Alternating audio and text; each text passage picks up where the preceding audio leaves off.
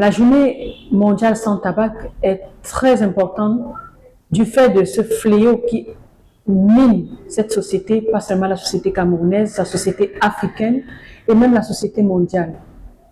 Elle touche la plupart des jeunes enfants à partir de l'âge de 10 ans, et donc la raison pour laquelle le thème de cette année, c'est démasquer les tactiques de l'industrie du tabac afin d'attirer de façon attractive ces jeunes à entrer en action, c'est-à-dire entrer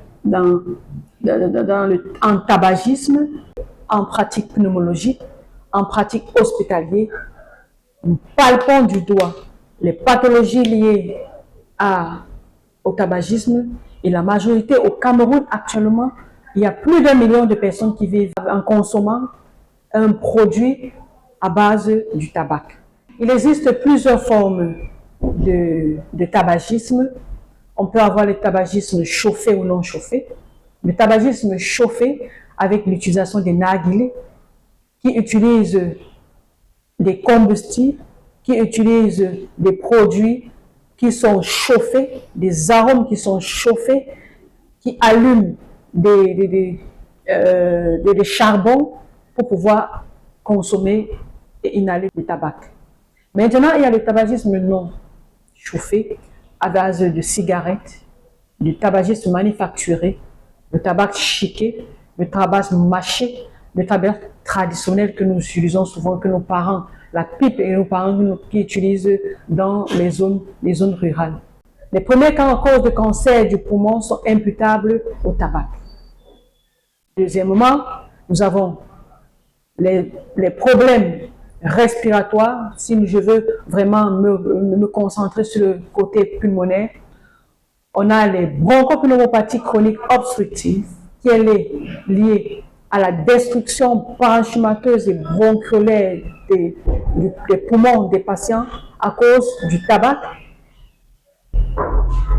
ce qui va entraîner l'apparition des bulles qui vont se former au niveau du parenchyme pulmonaire, et ces bulles seront responsables de plein d'autres maladies, les bronchopneumopathies chroniques obstructives, les pneumothorax, parce que lorsque une de ces bulles se rompt, l'air pourra entrer dans les poumons.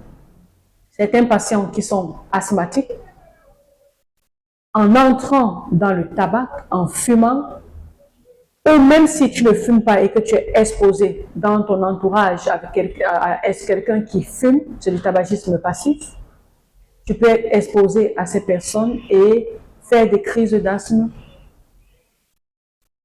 Ça, c'est pour les patients qui sont asthmatiques. Mais le tabac est également responsable sur le plan gynécologique des morts in utero, est responsable des morts soudains chez les enfants et surtout les nouveau-nés. Le tabac est responsable de problèmes oculaires, responsable des cancers du côlon, de l'œsophage.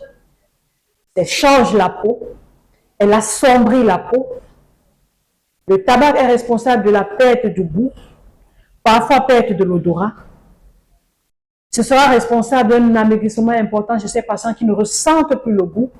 Je remercie déjà le directeur de l'hôpital La Quintini, Dr Ndom Marie Solange, épouse Ebonguet, qui ne cesse de dénoncer toute pratique obsolète, toute mauvaise pratique hospitalière, telle que le tabagisme en milieu public, le tabagisme en milieu hospitalier, et a mis en place, vu que nous avons les tabacologues à l'hôpital La Quintini de Douala, mis en place un circuit pour tous ceux qui veulent arrêter de fumer.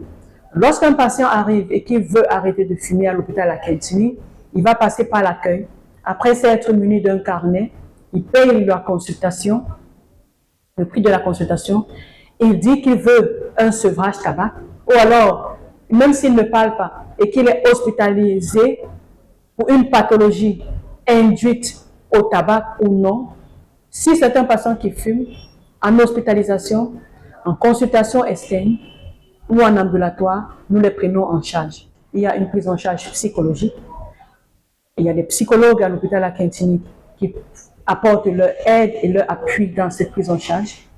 On a une prise en charge comportementale qui est décelée par le médecin qui fait le sevrage tabac et accompagné et aidé par les psychologues. On a également la prise en charge médicamenteuse.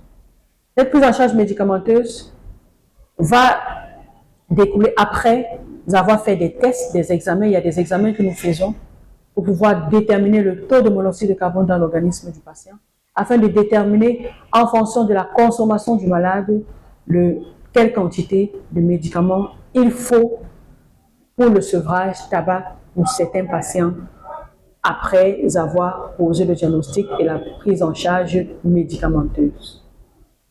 Un suivi va se faire de façon hebdomadaire jusqu'à ce que nous pensions que le patient soit apte à pouvoir avoir des consultations un peu prolongées.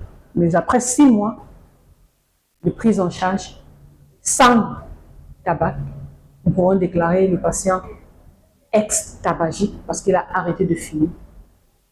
Et même après cela, nous continuons à consulter et à suivre le patient en ambulatoire.